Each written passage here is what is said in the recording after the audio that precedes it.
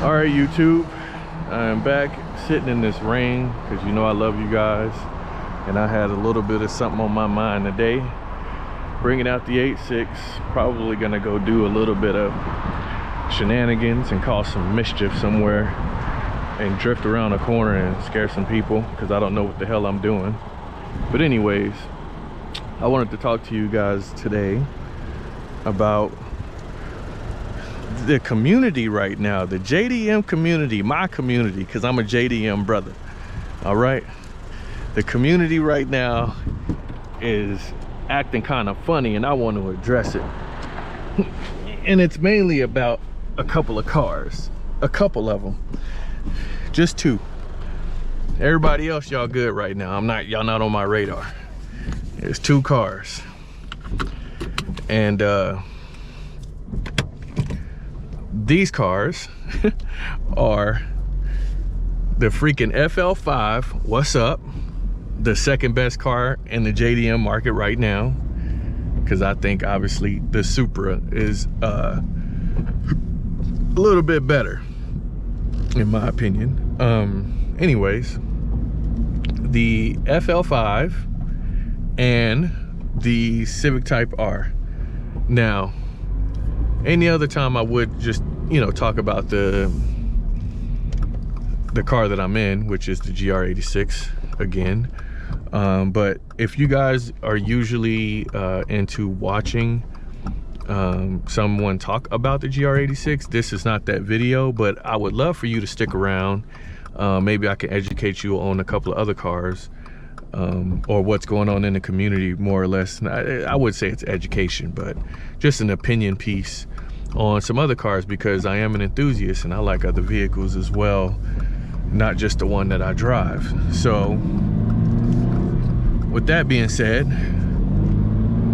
there are people on YouTube and in forums really asking one of the craziest questions I ever heard of in a very long time, as far as like trading in a car.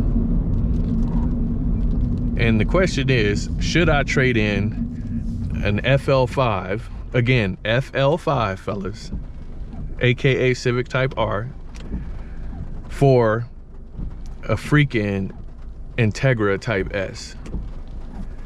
Now, I don't even want to get into crazy detail on how crazy that is to even think about. Actually, I am going to get into a few minor details with that, because it's probably one of the dumbest things that you could ever do. And again, I love my fellas that got the Type S. I love it. I love that you guys got that car. The Type S is a really good car. I'm just throwing it, I'm throwing it out there. I'm with y'all. I'm with y'all. It's a really, really good car.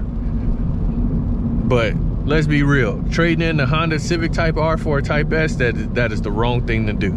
That is the wrong thing to do.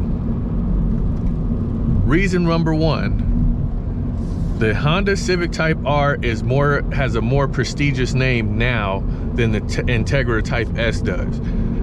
The reason why I say that is because way back when, in the early 2000s, when the Acura was running things with the Type R, and, you know, winning races and drag races, and I mean, in my community, boy, that was a halo car, you know, and, you know, pretty much being the top, because I don't think they were making Type R's back then anyway, Civic Type R's, because I think the last one I saw at that point in time was an EK9. Correct me if I'm wrong, comment section. Believe me, like I said before, I don't mind being educated. So what I'm saying is, the Acura in the 90s and the 2000s, early 2000s, had a way more prestigious name than the Civic Type R. And when they brought back out the Acura, they literally brought out a semi-performance sedan. Actually, I ain't even gonna say semi-performance, because there are so many reasons why the new Civic Si was better than the Acura. There were so many reasons why that's the case, but I'm not gonna get into that. But they basically brought out an economy car. They offered a manual and an automatic. And let me be the one to state, because I looked at the sales before, it's selling. Well, there goes an Acura right there. It's definitely, the Integra there's a lot of them around and people are buying them. So they're doing really well. But it's an economy car. And we're enthusiasts here, right? We're looking for something with a little bit more punch when you put the Integra nameplate on there. And why the hell does it have to look like every other Acura? Like, I don't like that they do that, because if I compare the Type S, the Acura Type S, to any other Acura, it doesn't look significantly different. Now, if you look at the FL5 versus the Civic Si, it's worlds difference. It looks nothing alike. There's no way, looking from afar, that you would mistake a Civic Type R for a Civic Si. You just won't do it.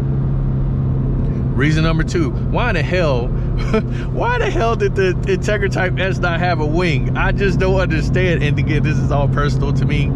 I'm just a very passionate, enthusiast, just like you guys. And I'm just wondering why they didn't do that. It could have been so much better. And that is one of the other reasons why the car is just so much better. Reason number three, if you are in the United States, it's an American car. The Type S definitely has everything that the Type R has, for sure. But it's easier to get. I've seen three or four of them since the car's been out. I have not seen one Civic Type R except for on YouTube. And I'm in the Pittsburgh area. I have not seen one Civic Type R, no FL5. I've seen Type S's, but again, it's an American thing. They're easier to get, and I think they're gonna be more made.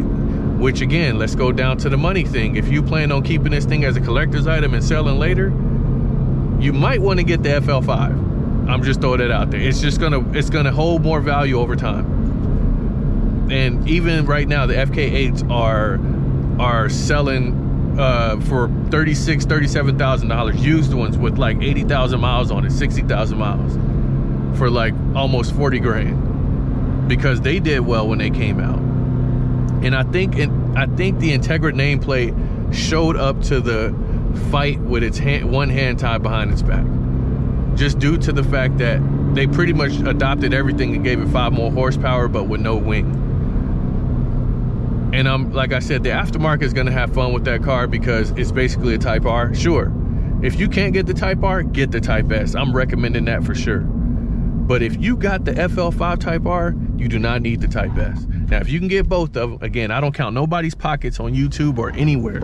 I'm a grown man just like you, a grown man or woman. If you want the Type S, you get that thing. You get it. All power to you. If you can get both, get both. I ain't into counting somebody's pockets. I'm just saying, I think if you try to trade in the FL5 for a freaking Type S, it just doesn't make any sense, because the Type R will be it's a better car. It holds more value. It looks better in the inside. I think it has a better stance from behind. The bucket seats. You see what the BMW community is doing right now. The M2 looks, and the inside looks crazy good. And the Acura Type S can't even do this. Check out my speedometer here. It doesn't even do that in sport mode. I'm in sport mode, I got a whole different thing. The FL5 does this. Why doesn't the Type S do this? I don't get it. And I think that for the people who own it, they were being sold short of the Type R because of that too. These are like minor gripes. Again, obviously you get the 5 horsepower. I would like the better engagement and the change when I'm trying to go in sport mode or take the car to the track. I'm just saying, that's just me though. And again, it's just fellas, it's just an opinion. I'm not mad or anything in a sense. I'm just passionate about the JDM community. Like I said, I love JDM cars, and red seats. Like the Type R has red seats, like good ones, really good ones, and red carpet.